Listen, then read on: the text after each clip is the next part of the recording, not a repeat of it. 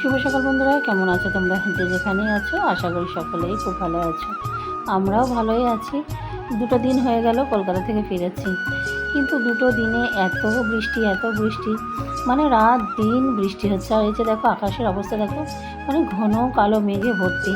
তো গ্রামে ফিরেছি মানে যেন একটু কাচাকুচি, একটু ঘর দোর ঝাড়াঝুড়ি করব, সে তার আর উপায় নেই।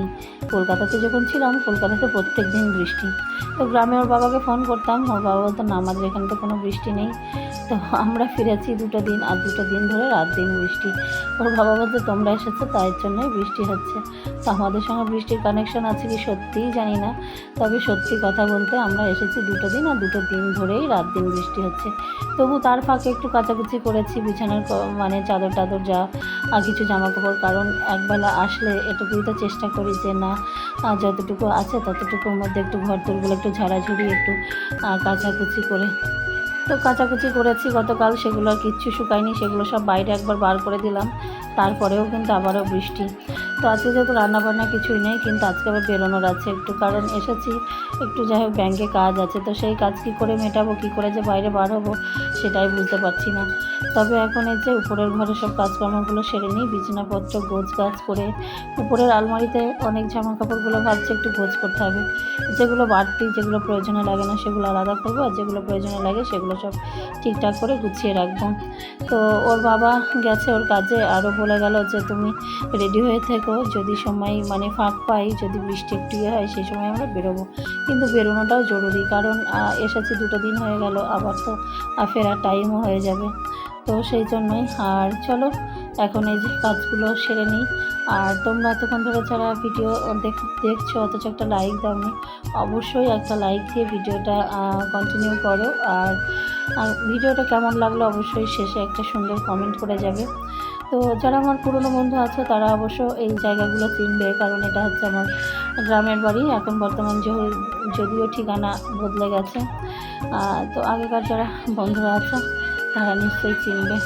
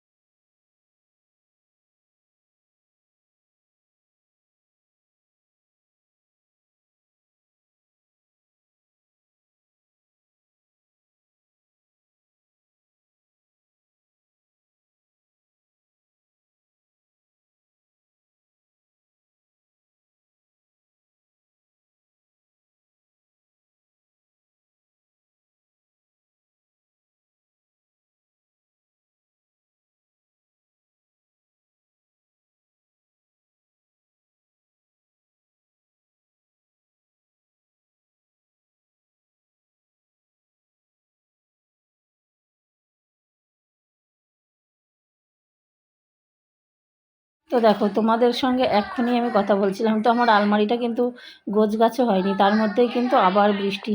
মানে এত বৃষ্টি শুরু হয়েছে দুপুরবেলা, তো পুরো একদম জলে জলাকার। আর বৃষ্টিতে আমার এই যে বাড়ির সৌন্দর্য যেগুলো, সেগুলোই ভাবলাম তোমাদের সঙ্গে একটু শেয়ার করি। তো এই যে বৃষ্টি শুরু হয়েছে, এই বৃষ্টি কিন্তু আর থামেনি, মানে টিপ টিপ টিপ টিপ করে বৃষ্টি পড়তেই আছে। তবু কিন্তু আমরা বার হয়েছিলাম, কারণ ওই যে বললাম না বেরোনোটা আমাদের জরুরি ছিল। তো বৃষ্টি পড়তেই আছে, তার মধ্যে যে কাজকর্ম সেরে স্নান টান সেরে নিয়েছি। আর বাড়ির গাছপালাগুলো তোমাদেরকে একবার শেয়ার করছি। আমাদের বাড়িতে কিন্তু প্রচুর গাছপালা আছে, আর এই গাছের পিছনে হচ্ছে মানে অদ্রিজা এত গাছের প্রতি ওর ভালোবাসা কি বলবো, সব জায়গাতেই। আর এইখানে দেখো ওর বাবা ওকে স্নান করিয়ে দিচ্ছে, মানে মাথাটা শ্যাম্পু করিয়ে দিচ্ছে। ও শ্যাম্পুটা খুব একটা ভালো করতে পারে না, আমিও কখনো কখনো করিয়ে দিই, ওর বাবাও করিয়ে দেয়। তো এইখানেই বসে বসে ওর বাবা মাথাটা শ্যাম্পু করিয়ে দিচ্ছে, কারণ কি ও একটা জায়গায় পুজো আছে তো সেইখানে যাবে। ওইদিকে ওর বাবা ওকে স্নান টান করিয়ে একদম রেডি করে ওর বাবাই দিয়ে আসবে, আর আমি এইদিকে পুরো কাজকর্ম সেরে রেডি হয়ে তারপরে আবার আমরা বেরোবো, যে কাজটা আছে আমাদেরকে। আর আজকে বেরোনোর সময় আরও আমাদের মানে যখন ফিরবো তখন কিন্তু আমাদের ওষুধের দোকানেও যেতে হবে, কারণ কি আমার যে ইঞ্জেকশন পেনিসিলিন সেটাও নেওয়া লাগবে। ওইটা তো ইঞ্জেকশন তো টাইম তো হয়েই গেছে, কারণ ওটা তো 3 সপ্তাহ অন্তর টাইম, কিন্তু 3 সপ্তাহ হয়ে গেছে টাইম, মানে ডেট ওভার হয়ে গেছে। তো যেহেতু বেরোনোর সময় ফেরার সময় আমরা কিন্তু ইঞ্জেকশনটাও নিয়ে আসবো, আর যেদিন সময় সুযোগ হবে অবশ্যই ইঞ্জেকশনটা নেওয়ার চেষ্টা করব। এটাই হলো। তো বাইরে চলো, এটা হচ্ছে আমাদের বাড়ির বাইরে। তো এই যে দেখো এখানে একটা টগর ফুল গাছ আছে এখানে, আর বাড়িতে এত পরিমাণে পান গাছগুলো হয়েছে কি বলবো। তো বাড়িটাতে না, আর এই বছর এত বর্ষা পুরো চারিদিকে, তারপরে ছাদে গাছপালা যেন এত মানে বেড়েছে, ওরা এত মানে হেসে খেলে আছে, দেখেই যেন মনটা ভরে যাচ্ছে, মানে খুব ভালো লাগছে। আর সেই জন্য ভাবছি যে তোমাদের সঙ্গেও কিন্তু একটু শেয়ার করে নিই। আর এই যে দেখো পাটকাঠিগুলো নিয়ে রেখেছে, যে উপরে আমাদের যে পাটটা হয়েছিল, একটু পাট চাষ হয়েছিল, সেই পাটের পাটকাঠি।